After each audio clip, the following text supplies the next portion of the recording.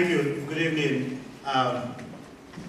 This is really an honor to be part of this event, and it's just quite an honor to be in the midst of people whose works are reference points for me.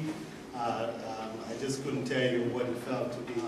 So I want to start out by maybe just showing a short clip to talk about Africa and to also talk about maybe the danger of dance and performance, and then use that to set up some of the stories I'll be talking about, some of the women who have actually carved out spaces for dance as a cultural practice and for performance as a form of engaging and imagining alternative realities to the histories of most Africans. This became such a big debate. I'd gone with a couple of friends to make a film about contemporary African cities. This is Bamako.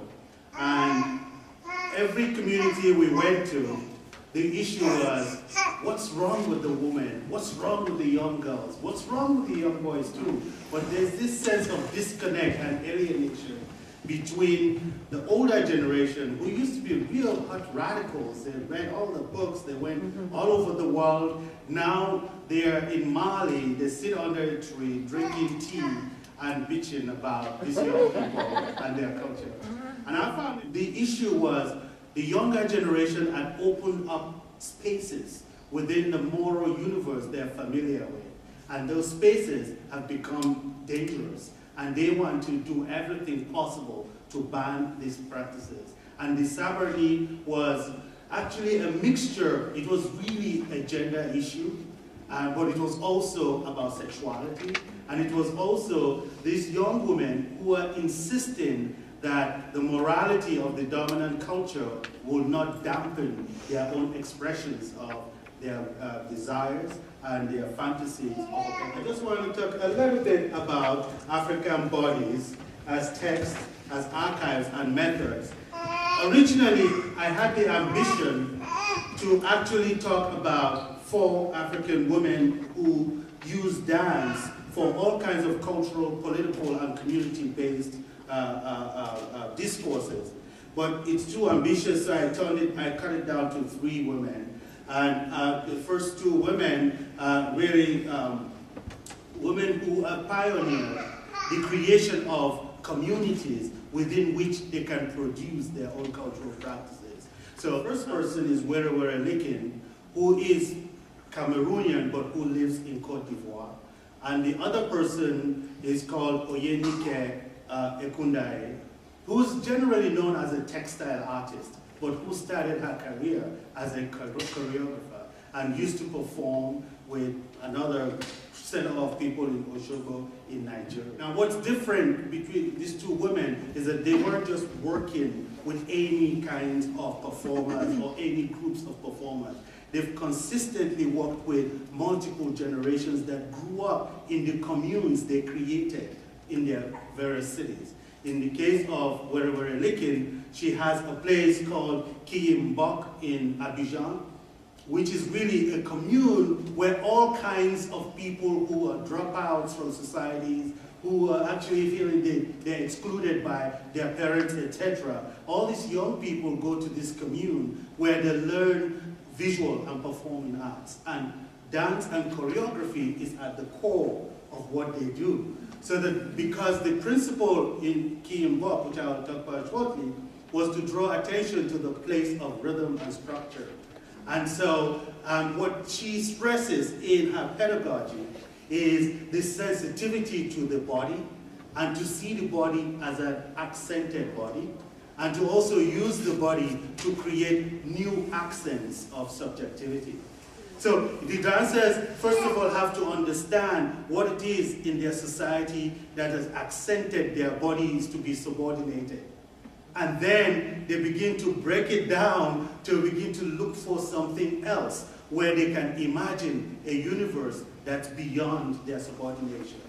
And in my work, I've referred to this kind of aesthetic as an aesthetic of fragmentation, And by that, I mean a situation where, because of the historical nature of most of Africa, most artists have perfected the impulse of firstly creating a space that must be fragmented, right? So, because they want to underscore the instability of power. Because if they don't make the discourse of power unstable, it will perpetuate the oppressions that these powers actually bring.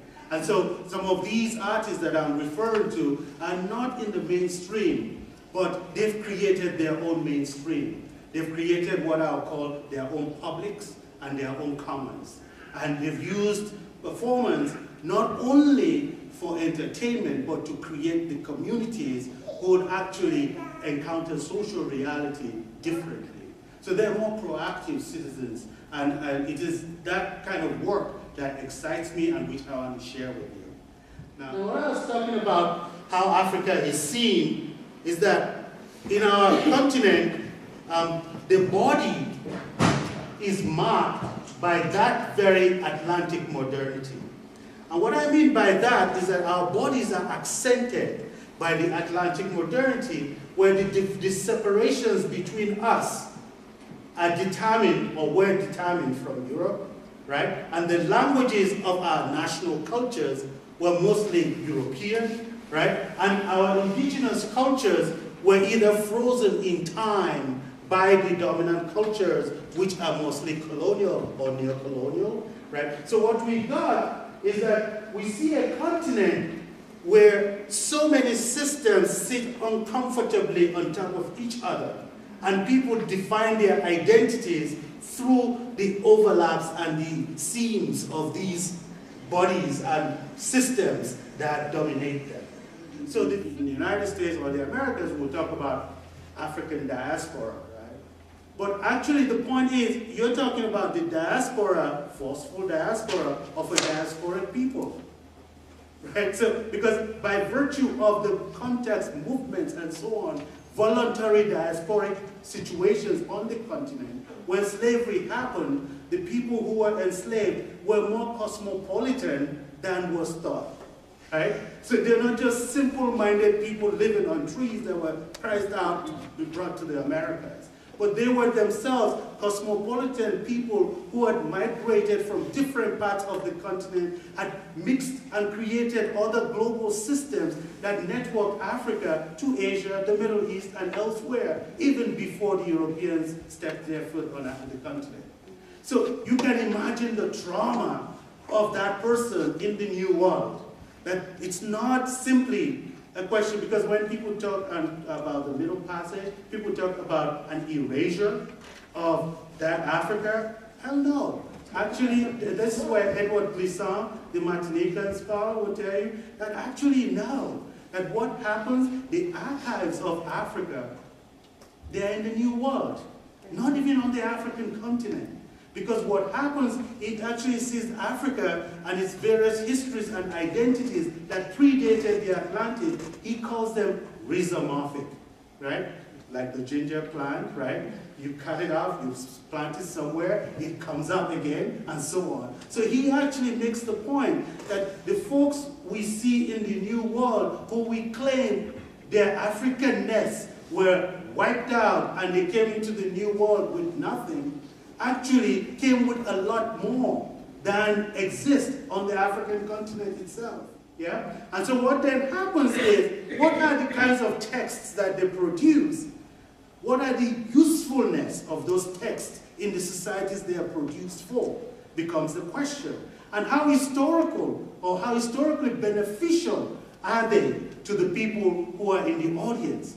And those answers to those questions means that we've got to begin to imagine an existing archive, right? From which we've narrated our past, from which we've actually borrowed and rewrite the past, so that the pastness of the past, it becomes the product of the present, rather than the present being taken hostage by the pastness of the past. Okay?